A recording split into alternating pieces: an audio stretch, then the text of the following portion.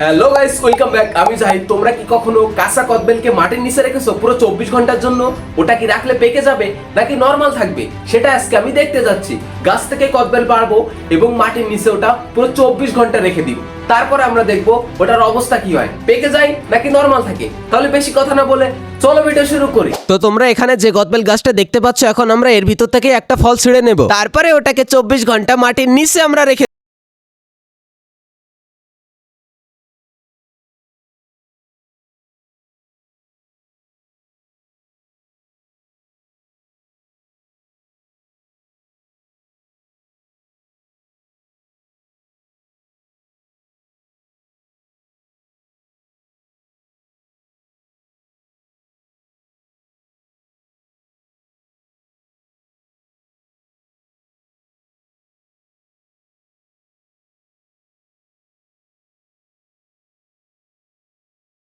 এখানে 24 ঘন্টা কদবেলটা রেখে দেবো। তার ভিতরে তোমরা চ্যানেলে নতুন হলে অবশ্যই চ্যানেলটাকে সাবস্ক্রাইব করে রাখো, আর ভিডিও ভালো লাগলে অবশ্যই কিন্তু লাইক করে দিবে।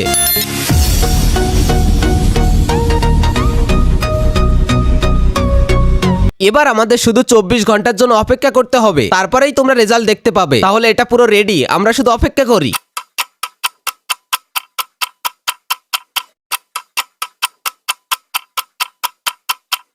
আমরা পুরো 24 ঘন্টা অপেক্ষা করে নিয়েছি। এবার চলো ওটাকে আমরা খুঁড়ে বের করি।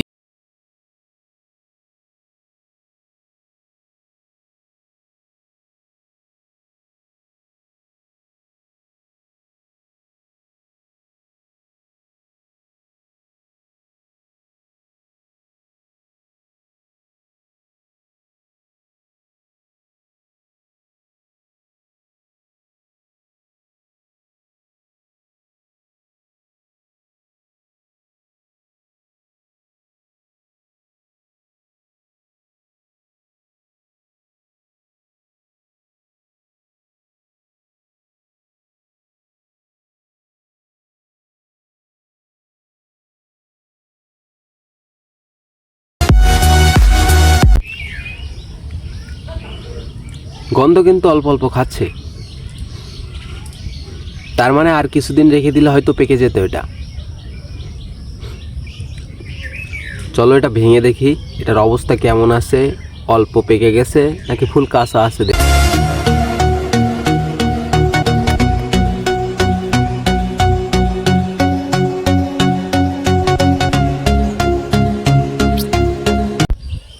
তো এটা কিন্তু ফাইনালি ধুয়ে ফেলেছি, দেখি খেয়ে। এই যে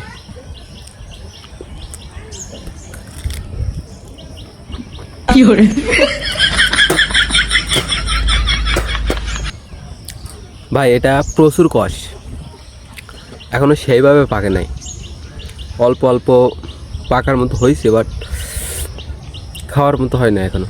বাট এগুলো লবণ দিয়ে মাখিয়ে খাওয়া যায়। এই যে এর ভিতরে কিন্তু অলরেডি নরম হয়ে গেছে।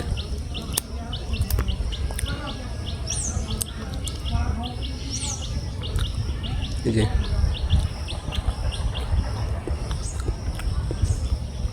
তোমরা কি কখনো এমন কদবেল খেয়েছো? অবশ্যই সেটা কমেন্টে বল। আর এই ভিডিওটা তোমাদের কাছে কেমন লেগেছে? যদি ভালো লাগে অবশ্যই একটা লাইক করে চ্যানেলটা সাবস্ক্রাইব করো। পরের চ্যালেঞ্জিং ভিডিও কী নিয়ে করবো সেটাও কমেন্টে বলে যাও। আজকের মতো এখানেই বিদায় নিচ্ছি। Tata, bye bye.